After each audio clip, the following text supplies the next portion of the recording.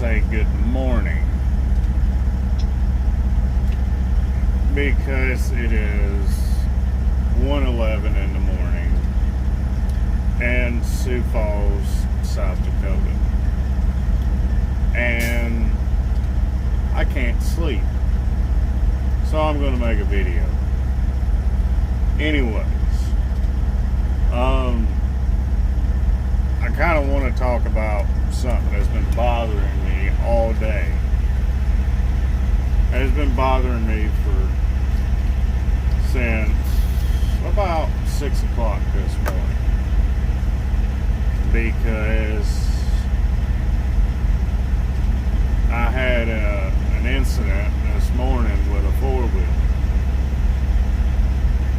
And it's a common occurrence every single day to have at least one incident where a four-wheeler dang near wrecks in front of you, trying to get over in front of you, getting off an exit, because they're in too much of a hurry, or they're not thinking, they're only thinking about themselves, and you know, hey, I need to get over here, so I'm going to just cut the big truck off that's fully loaded. You know, it doesn't fucking matter. And I'm sorry for my French, but if you don't like it, you don't have to subscribe to my channel. I don't care. I don't sugarcoat anything in this channel. For most people that know me, they know that I tell the truth, nothing but the truth. And if you don't like it, there's the door.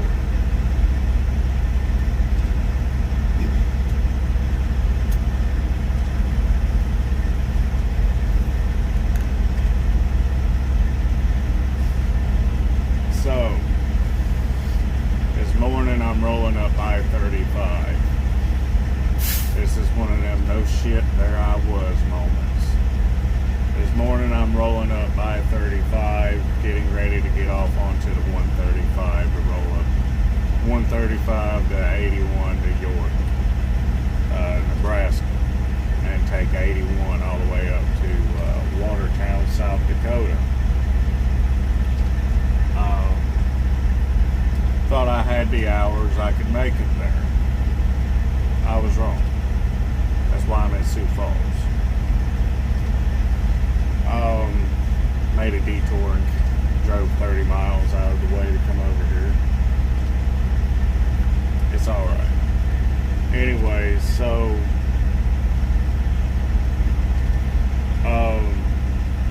roads are wet, it's cold, and I'm taking my time. I'm doing 65 miles an hour. Ain't nothing wrong with that. You run your truck slow, you run your car slow, doesn't matter. You're being safe on the roads, you're not driving erratically. I mean, it's okay. And for a big truck, if you're running 65 miles an hour, that's pretty much where you get your best fuel mileage at. Some trucks are different. Like mine, I'm trying to figure out where mine gets the best fuel mileage at right now. So, and I'm going to keep it there, you know, once I figure it out. So, rolling up I-35, we're getting off the exit. Have this pickup truck, the Chevy Avalanche, literally come around me, dang near loses it twice, slamming on the brakes to get over in front of me. Now, I had basically a come to Jesus flashback moment where all I could see is my son and my wife flash before my eyes, and staring at this pickup, literally about to spin out in front of me. I have 47,300 and some change on the trailer, and steel tubing, you know. And right now I don't have my covered wagon up, the sides up on the covered wagon, the side kit, so it's just a regular tarp load of steel. So I'm watching this go down as I'm thinking that load's about to come through my headboard into my headache rack, straight through the truck, because that's how hard I am on the brakes, trying to slow down to give this guy some room. We get up to the toll booth. I set the brakes, and this is where I was wrong. I got out of the truck. I walked up to the vehicle, and the dude had his window down paying for his toll to come through for the 135. I asked the dude, I said, "What the fuck's wrong with you, man?" And he looked up at me and said, "What do you mean?" I said, "You're driving on wet roads like it's a bright, sunshiny, dry day, and you about damn near lost it in front of me and it caused me to almost hit you." And, I said, "What the fuck are you thinking? You can't be driving like that on wet roads. Did you not see the four-wheeler at, if you came up from Oklahoma City at mile marker 202 that was out in the ditch because it hydroplaned for driving too fast down the road?" And I didn't get no response. I said, "I've got over 47,000 pounds on that trailer. And for you to drive like that puts my life in danger and yours as well. I could kill you if I would have hit you, And it wouldn't be you going to jail or prison over that accident. I would get charged with vehicular manslaughter and everything like that, because it would be basically your passenger's word against mine if they survive. And any witnesses wanted to testify saying that you were in the wrong.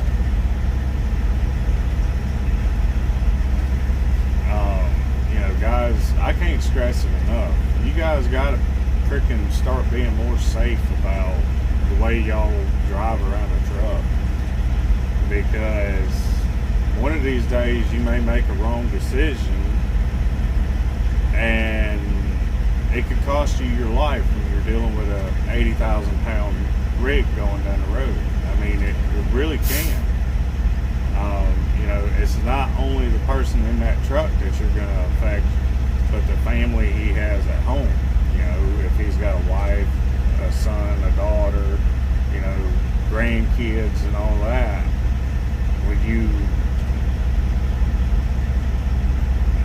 do stuff like that, you're taking them and taking their livelihood away, because they're going to lose their job. They're going to go to jail if they kill you, And that's the reason why most trucks nowadays have dash cams on. Because of, insurance fraud against trucks.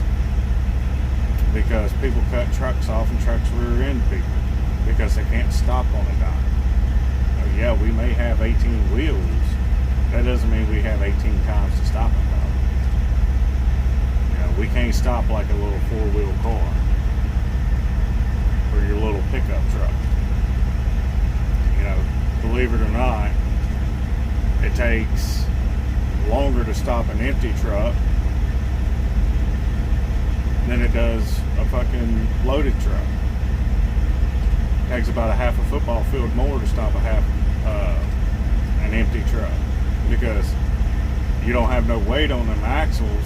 They're just going to start, the wheels are just going to lock up, and you're going to get axle shutting from where you have nothing there keeping the axles on the ground. So you just slide. That's all you do. With weight, yeah, it's still, you got the weight pushing you. And I've had it in cases where a red light changes real quick on you. You didn't anticipate the red light. You hit the brakes real hard, and the trailer starts bouncing when you're empty because you locked the trailer up. I'm not a perfect driver out here. I don't claim myself to be one. I make mistakes. Nobody's perfect. That's the reason why when you get your driver's license, just for a regular automotive vehicle, a car, a pickup truck, or whatnot, it's a Class D license. It's not a Class A, which means you're a professional driver, meaning you're a Class D. So you're not a professional race car driver. You shouldn't be racing around us to get off an exit ramp right there in front of us. You know, if you have the professional race car driver title still on your license, it doesn't mean shit when you're dealing with a truck like this. I mean, seriously. Like these trucks here, a brand new truck costs you right at $220,000 by the time you pay your down payment, your financing, and everything like that. Depending on what kind of truck you get brand new, it could cost you over $220,000. Not counting buying a trailer. Depending on what you haul, depends on what the trailer will cost you. For a brand new flatbed, bare minimum specs, you can get away with about 30 grand. For a decently spec flatbed trailer, you're looking at about $45,000 to $60,000, and that's decently spec. Fully loaded, you're looking upwards of 50 to 60. You know, a side kit trailer with a decent flatbed, you're $6,000 into your kit with the headboard, not counting any side boxes that you have on the trailer, which are about $1,200 to $1,500 a piece, plus the trailer. You're looking at about 35, 40 grand invested into a decently used trailer. Okay. You know,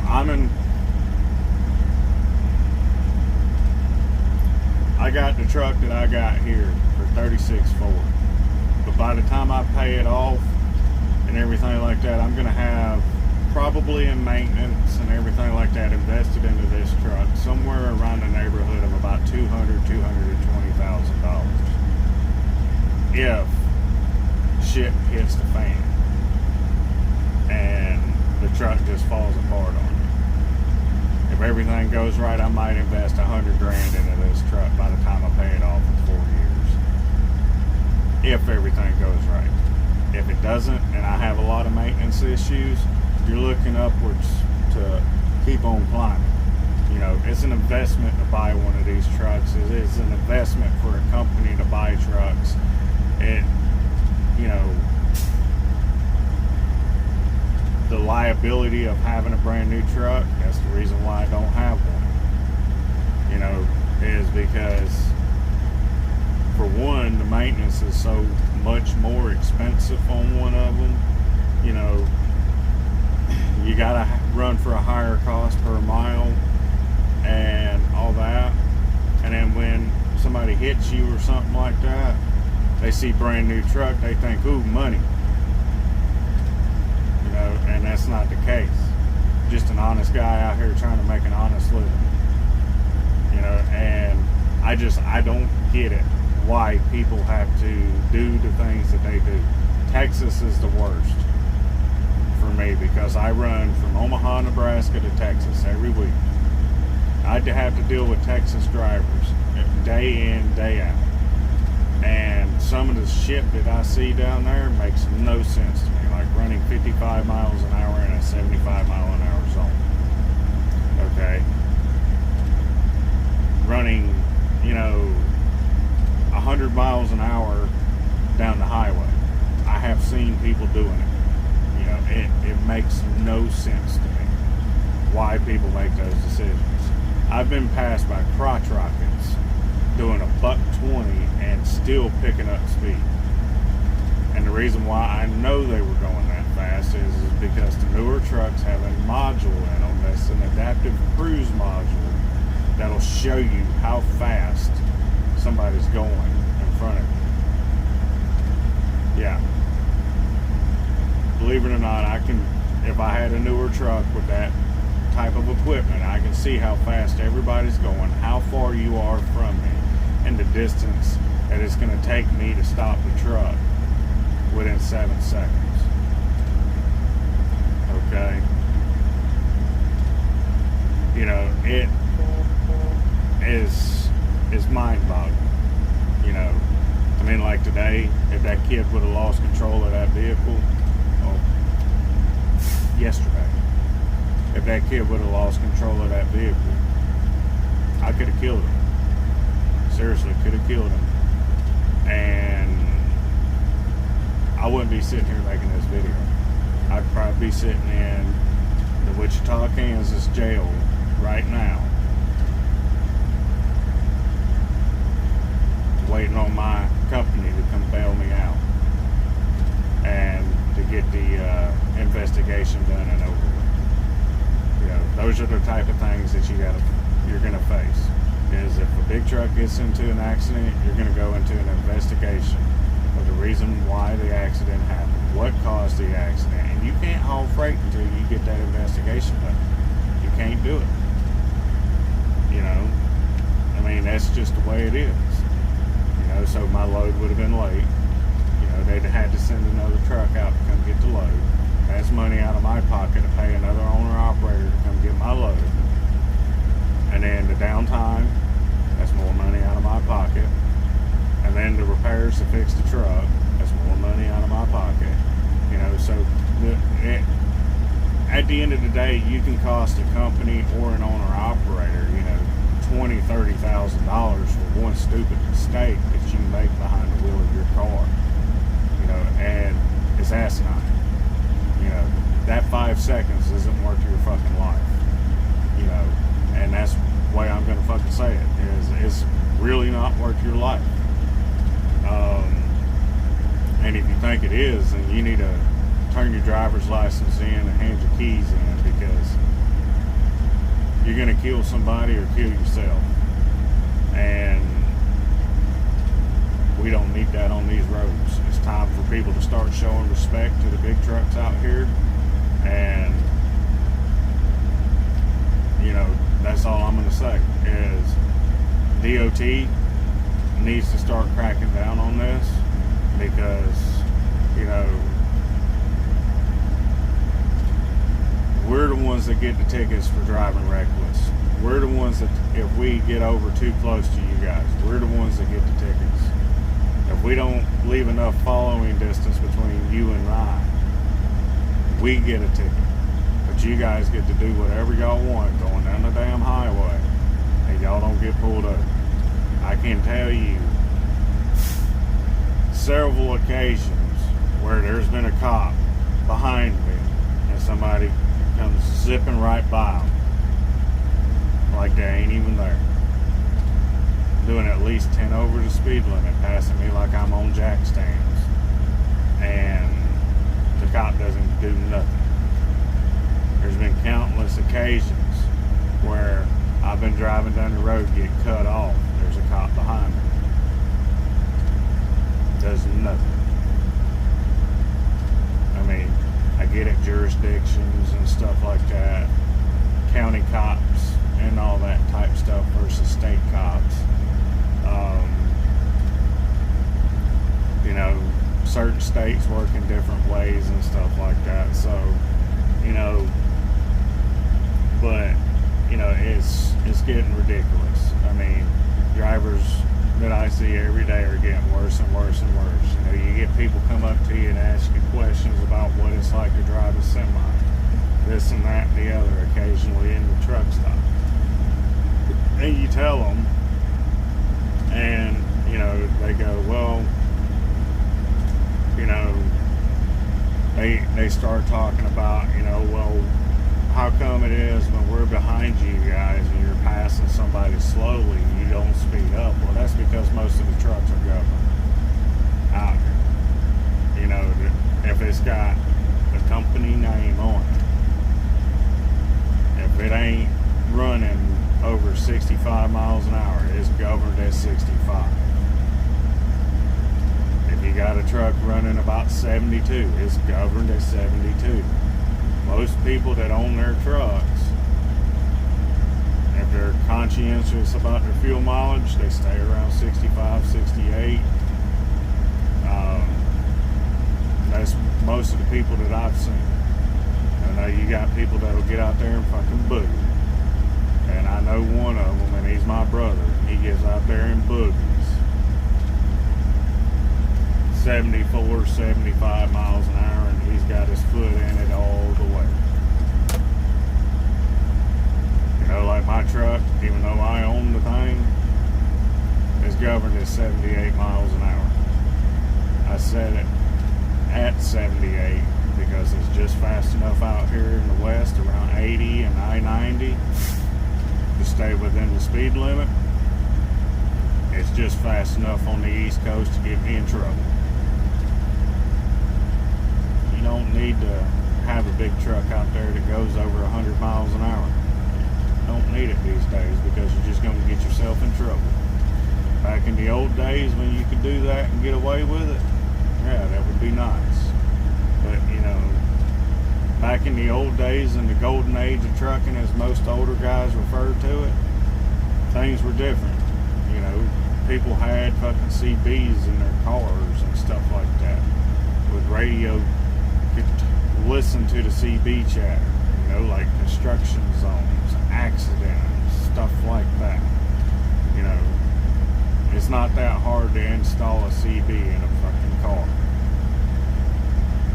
And it's not that hard to read the signs either, you know. And for most of the steering wheel holders that'll watch this video that don't have a CB in their trucks, you need to get one. Because that thing could save your life one day. Get out in an area where you ain't got cell service, that CB, if you break down, it'll save your ass. Because you can get on channel 9 and radio up saying, hey, I need a tow truck out here to this location, and they'll send a tow truck out to get you.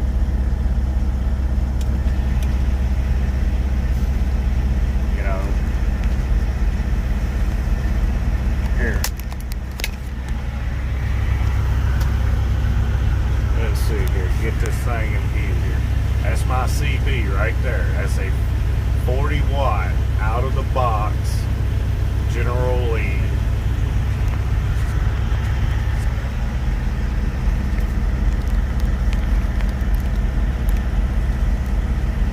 Like I said, that radio is 40 watts out of the box.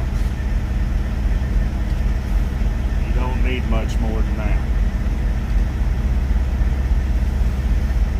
I'm not going to tell you what all's been done to it. But it's hooked to a big antenna. I can get out and talk.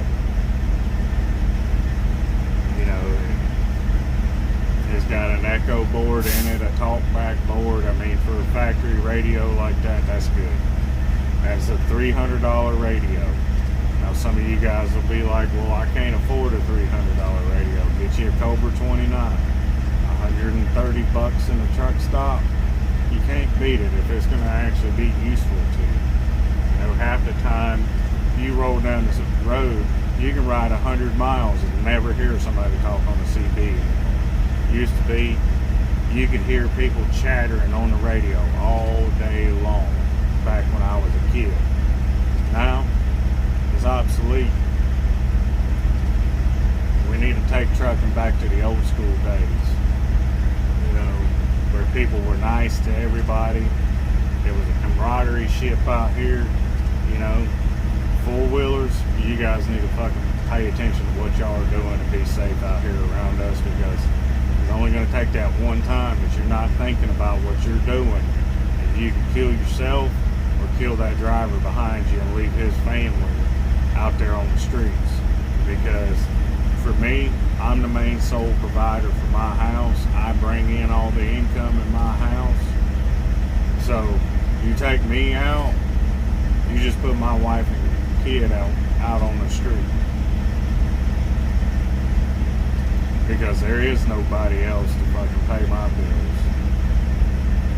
You know, I did right at 7 years in the military, come back home serving this country, you know, to see the disrespect that we get out here and everything like that. I'll give you one for instance.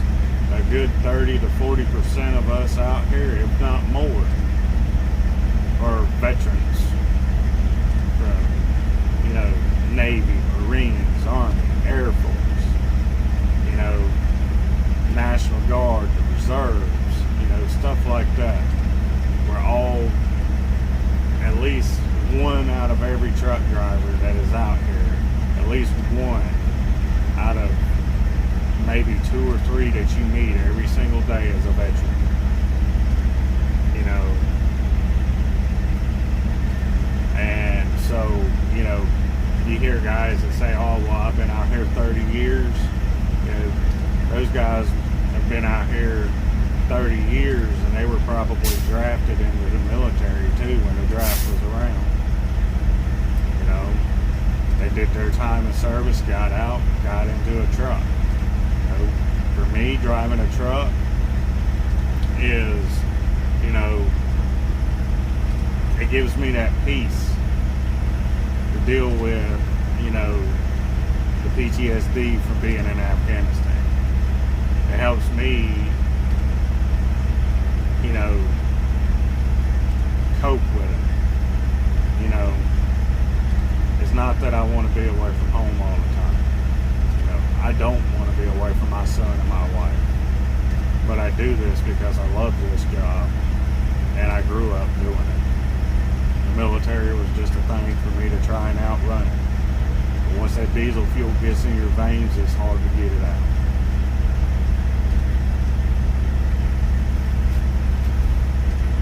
And I got exposed to it at a young age.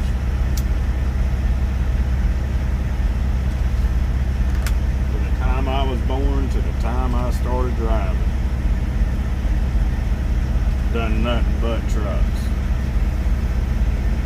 I was a truck driver in the Army, was a mechanic in the Army. Well, a glorified parts changer is that what it really is. But because you can't tear down a motor, you can't rebuild it. I mean, it's just one of those things. But, you know, that's the way it is, you know, for me. You know, I enjoy what I do every single day. You know, doing flatbed, I carry all the building materials that everybody needs to build their homes, insulation, shingles, all the piping and everything to run the plumbing in your house. You know, the cable spools to put up power lines and stuff like that. You know, I've hauled, you know, a good bit of that stuff. You know, the spools with all the hoses and everything on them to run Ethernet cables through. You know, I've hauled that. You know, your Bobcats and all that stuff, I've hauled those. Your John Deere equipment, I've hauled that. You know, your power line pullers that pull the power line and keeps it tight and everything like that, I've hauled those. You know, I've hauled, you know, a lot of steel coils that go down to the Toyota plant there in San Antonio that builds your Toyota cars, your Toyota pickups, stuff like that. Now I haul cowhide. It goes straight to the border in Mexico. Gets shipped across the border, gets tanned and made into all your leather and everything like that. And then I haul your steel back from Laredo. You know? And I'm home every other weekend, if not every weekend. But it's just asinine to me that, you know, with this bull crap that you see on the roads these days, that, you know, people don't use their fucking common sense. My daddy always told me when I was a kid, Son, if I could bottle common sense and sell it, I'd be a damn millionaire right now. Probably be a goddamn billionaire. This world needs a whole lot of that fucking bullshit.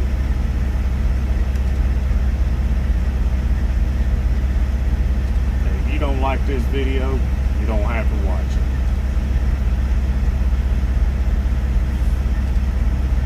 This is me just bitching. And if the DOT or anybody in the DOT department sees this, you need to take a ride in a truck one day and see how bad the motoring public drives around us. Not signaling lane changes, improper lane changes, freaking cutting off a big truck, not giving enough distance between the truck and the car when they get over, brake checking us and all that stuff because we're not moving fast enough for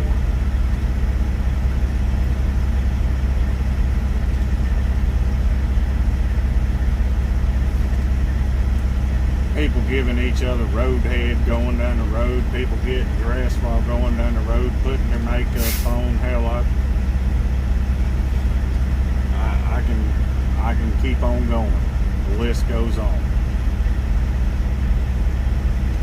Hell, I seen one time where a girl was having sex with a dude going down the fucking road. A sight I didn't need to see. And I'm smiling about that because I gave the dude a thumbs up. Just egging it on. But, you know, like, I remember being a kid, throwing that hand out the window, doing this to the truck driver, putting a smile on their face. You know,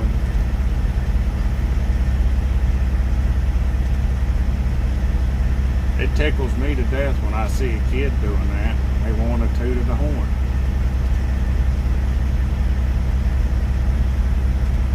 Well, I do it most of the time going down the highway, unless I'm in a city. If I'm in a city, you won't catch me doing it. On city streets, anyways. I'm going down the highway. Doesn't matter really that much. But, yeah, guys, please, I'm just asking, start using your fucking common sense. You know, this situation here is bothering me to the point I can't even sleep. You know, because you really think about it, you know, you got to be a pessimistic out here. Basically, you got to guard your own self as a truck driver out here, because if you don't, nobody else will. Because we got a big old target on our backs out here. DOT looks at us like we're the misfits of society. There ain't no respect for us no more.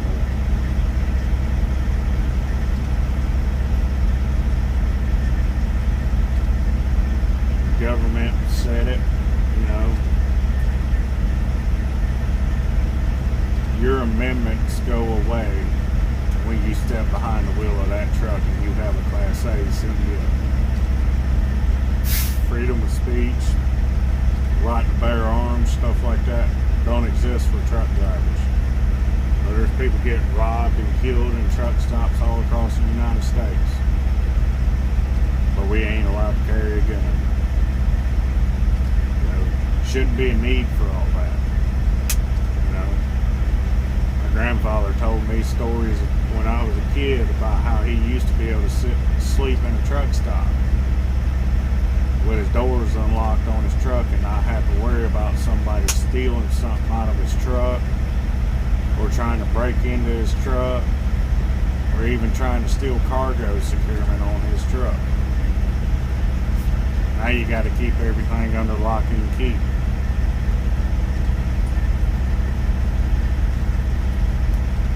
Been on the receiving end of that. Had a set of tarps stolen one time. Had a a Sidekick chain stolen. I've had straps. I've had chains. Anybody that gets sticky fingers out here and steals something, they ain't no better than the fucking people that drive around us. To me, you're useless.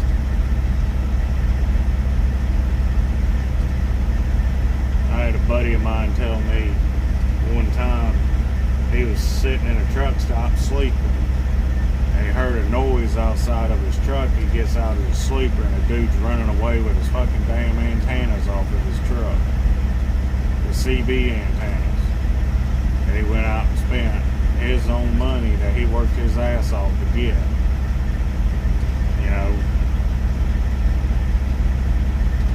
he chased the dude down, got his antenna back, and told the dude, look, if you needed a fucking CB antenna, all you had to do was his ask, because I got a spare fiberglass antenna in the truck. You know, just that type of stuff, you know. And all the walking through the truck stops begging the hard-working truck driver for money, that shit gets old quick. That's why now I pick and choose where I park at, because I don't want to deal with it no more.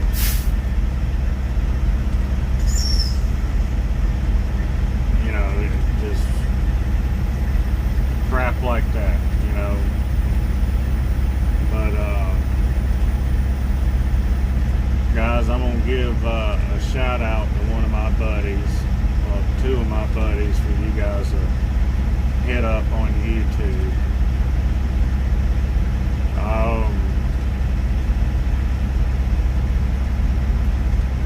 Check out Choice Masks on YouTube. Trucker Dan. Shit, I forget his whole deal there.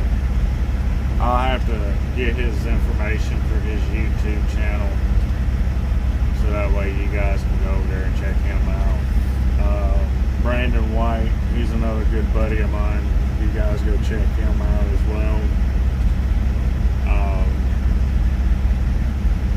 But other than that, I mean, guys, I feel like I'm talking about the same subject over and over and over again. So this video is 37 minutes long. It shouldn't have been even that long. So you guys stay safe, keep it classy. Remember to watch what you do around a semi. Don't do anything I wouldn't do.